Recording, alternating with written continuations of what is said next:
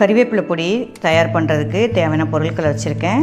ஒரு பவுலில் உருட்டு உளுந்து, சிறிதளவு கடலைப்பருப்பு, சிறிதளவு பெருங்காயத்தூள், கல் உப்பு, மிளகு கொஞ்சம் வச்சுருக்கேன். பூண்டு தோல் நீக்கக்கூடாது, தோலோடு தான் வச்சுருக்கணும். சிறிதளவு சீரகம், வரமிளகாய் ஒரு 10, தேவையான கறிவேப்பிலை. மிளகாய் போட்டிருக்கேன். மிளகு போட்டிருக்கேன்னா அதுக்கு தகுந்த மாதிரி கருவேப்பிலை இலை இருக்கணும். நம்ம செய்கிறது எல்லாமே நேர்த்தியாக அழகாக அளவோடு செஞ்சுட்டு வரோம். ஹாய் டியர்ஸ், எல்லா புகழும் இறைவனுக்கே. அனைவருக்கும் இனிய செந்தமிழ் வணக்கம். இன்றைக்கி மேரி லிஷியா கிச்சன் டைமில் என்ன பார்க்க போகிறோன்னா, கருவேப்பிலை பொடி எப்படி செய்கிறது, தரமானதை நல்ல ருசியாக சுவையாக எப்படி செய்கிறதுன்னு செய்து காட்ட போகிறேன். வாங்க வீடியோக்குள்ளே போகலாம். அடுப்பு ஆன் பண்ணி ஒரு பேன் வச்சுக்கோங்க. கொஞ்சம் ஆயில் ஊற்றிக்கலாமா?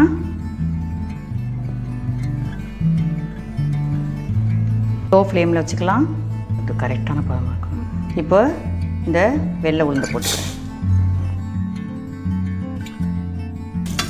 லேசாக ப்ரௌன் கலராக வறுத்துக்குங்க. அடுத்து கடலைப்பருப்பு,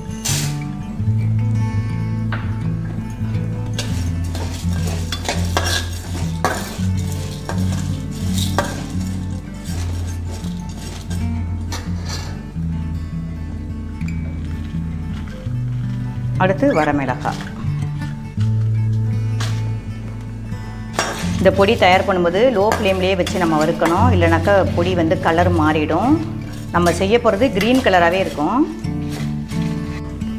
இது ஹை ஃப்ளேமில் வச்சிங்கன்னா இதெல்லாம் கருகிடும். அதனால் லோ ஃப்ளேம்லேயே வச்சு பொறுமையாக நிதானமாக இதை வறுத்து எடுத்துக்கலாம்.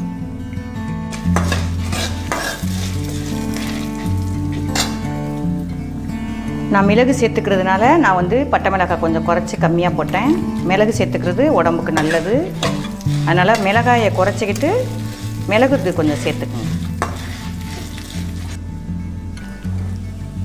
சிறிதளவு பெருங்காயத்தூள்.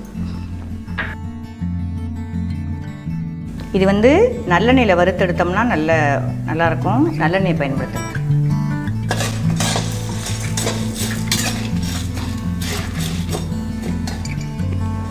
இந்த ஸ்டேஜில் நம்ம கருவேப்பிலை சுத்தம் பண்ணி வச்சுருக்கோம் இல்லையா, நம்ம அதில் போடணும். இப்போ இந்த சுத்தம் பண்ணி வச்சுருக்க கருவேப்பிலையை இதில் நம்ம போடலாம்.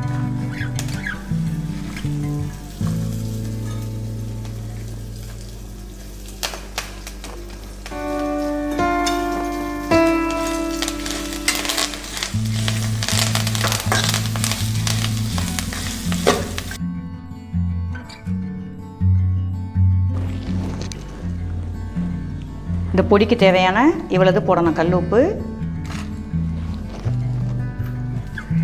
இந்த ஸ்டேஜில் நம்ம சீரகம் போட்டுக்கலாம். முன்னாலேயே போட்டிங்கன்னா சீரகம் கருகி போயிடும்.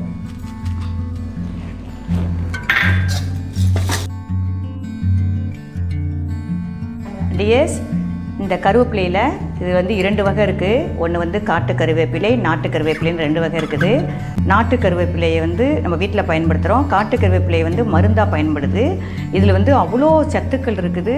நீங்கள் சின்ன வயதிலிருந்தே பிள்ளைங்களுக்கு சாப்பாடு, இட்லி, தோசை நம்ம கொடுக்கும் பொழுது நம்ம அந்த கருவேப்பிலை பொடியை கொஞ்சம் கொஞ்சமாக வச்சு அதில் கொஞ்சம் நெய் விட்டுக்கலாம், கொஞ்சம் நல்லெண்ணெய் ஊற்றி அந்த பிள்ளைங்களுக்கு இட்லி இதெல்லாம் கொடுத்துட்டு வரும்பொழுது அந்த பிள்ளைங்க நல்ல உடம்பு நல்லா ஹெல்த்தியாக இருக்கும். இரும்பு சத்து குறைபாடு இருக்காது.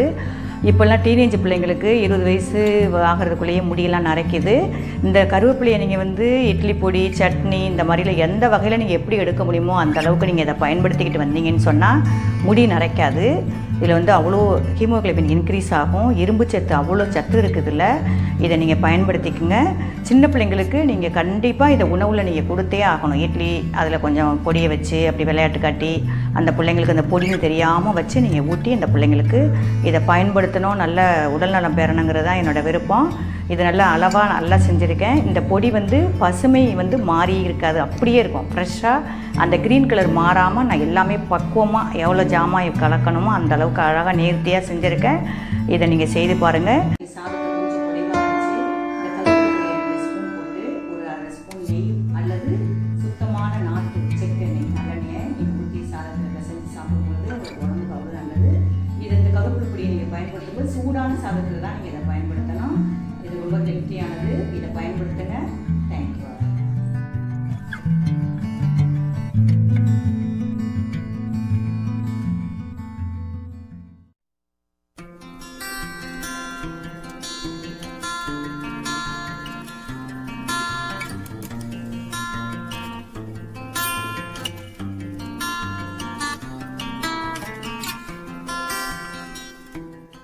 மேரி லிஷியா கிச்சனுக்கு லைக் பண்ணுங்கள், ஷேர் பண்ணுங்கள், கமெண்ட் பண்ணுங்கள், சப்ஸ்கிரைப் பண்ணுங்கள்.